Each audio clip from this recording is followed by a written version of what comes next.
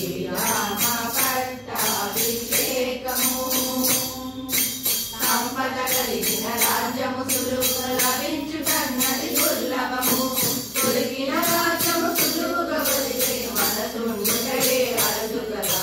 భరతుని మనసు తెలియుట కొరకై రాముడు హనుమత యోచించి తన రాకను భరతునికి తెలుపగా పవన కుమారుని పంపించి నంది గ్రామము చేరిన మారుతి భరతుడికి నుడు చూసి మురిచెను. వైభవముగా రామచంద్రుని రాకను భరతుని చెరిందించెను. శ్రీరామ పట్టాభిషేకము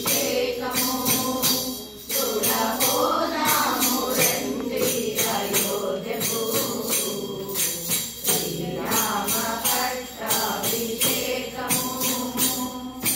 పట్టరాని ఆనందముతో పులకరించిన భరత కుమారుడు తమ్ముడు శత్రుఘ్నుని పిలిపించి ఎదుర్కోలే పాటలు చేసి అన్నమా